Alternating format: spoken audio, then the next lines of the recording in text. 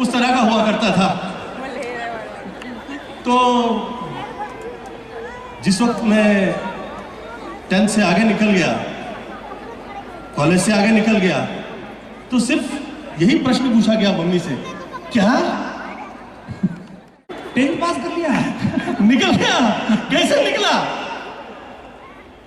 पढ़ाई लिखाई का यह मामला था कि फिल्म लाइन में जिस वक्त मैं काम कर रहा था, यकीन मानिए मुझे नहीं पता था कि ये डायलॉग क्या चल रहे हैं, ये डांस की स्टेप्स क्या हो रही है, मेरे अतराफ में क्या लोग काम कर रहे हैं।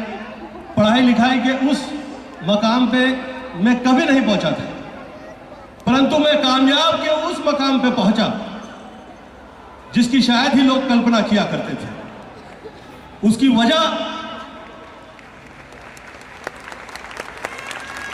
वजह जो है मैं आप लोगों के समक्ष रखना चाहता हूं कि पढ़ाई लिखाई अच्छी है, कृपया आप लोग इसे कभी मुंह नहीं मोड़े, परंतु बहुत महत्वपूर्ण है, माँ बाप की सेवा कीजिए।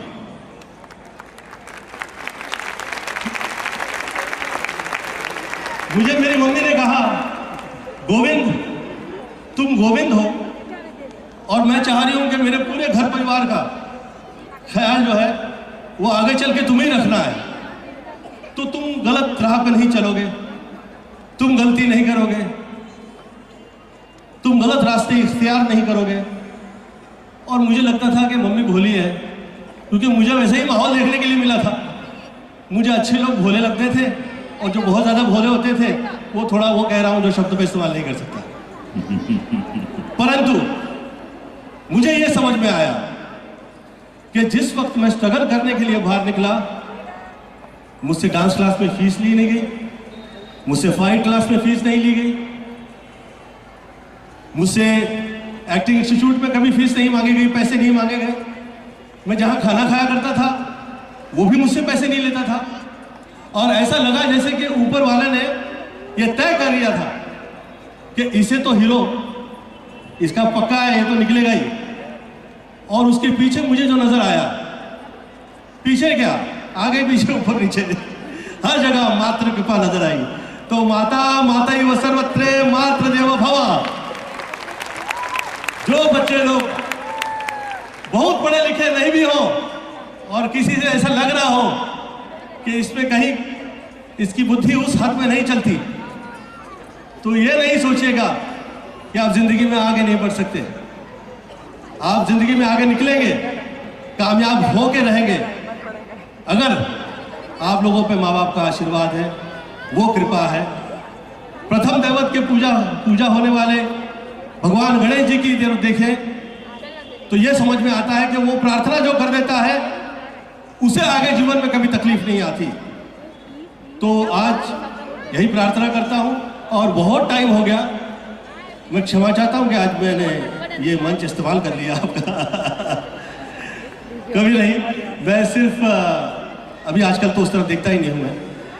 मेरा ये सोचना है कि एज एन एक्टर मैं जो आगे निकला हूँ, आप लोगों की सदैव कृपाएं और साथ रहे, माता पिताओं का आशीर्वाद रहे सदैव साथ। तो मैं एज ए एक्टर जो काम करता आया हूँ, अब फिर पुनः फिल्में शुरू हो रही हैं और मैं कामयाब हो जाऊँ, ऐसी दुआ और प्रार्थना करता हूँ। Thank you so much, love you all, God bless you, thank you so much. Govind साहब 10 साल हुए हमारे स्कूल में, और 10 साल में टीचर्स ने इतना बच्चों को पढ़ाया। मैंने बताता इन लोगों को, जब भी मैं चाहे हांगकांग में जाऊँ, लंदन में जाऊँ, यहाँ के बच्चे वहाँ मिल जाते हैं। तो टीचर्स के लिए क्या बोलना चाहेंगे, क्योंकि टीचर्स ने बहुत मेहनत की है बच्चों के ऊपर। आपको कोई टीचर याद है, आपका फेवरेट कोई टीचर, चाहे वो डांस का हो, चाहे स्कूल का हो, मैथ्स का, केमिस्ट्री? मुझे ये टीचर शब्द नहीं कह सकता मैं भी, आचार्य, गुरुओं के लिए मैं कह दूंगा जी, आचार्य भी नहीं। गुरु ब्रह्मा गुरु विष्णु गुरु महेश्वर कहते हैं जी, वैसे ही नहीं कहते हैं। जो सेवाएं प्रदान करते हैं समाज में, उसमें अव्वल जो है, ऊपर वाले ने जो दे दिया वो तो वही अव्वल है, परंतु उसके नेक्स्ट पे जो है वो माता पिता है और गुरु है। क्या बहुत बढ़िया। और जो ये समझ जाते हैं मैं जिस वक्त वसई में था तो वहां पे बहुत सारे लोग ऐसे कहा करते थे कि यार ये जितने टीचर्स हैं ये कैसे कहा करते हैं कि यार ये आगे निकलेगा और हीरो ही हो जाएगा। हम लोग को तो नहीं लगता, हम लोग को ऐसा लगता है यार ये गोविंदा है, यहाँ पे ऐसे मस्ती मजाक करता रहता है। परंतु जो फ्यूचर में फ्यूचर नहीं, जो नेचर देख के ये समझ जाते हैं कि इसका फ्यूचर क्या होगा, वो नेचर जो देख रहा होता है वो टीचर होता है,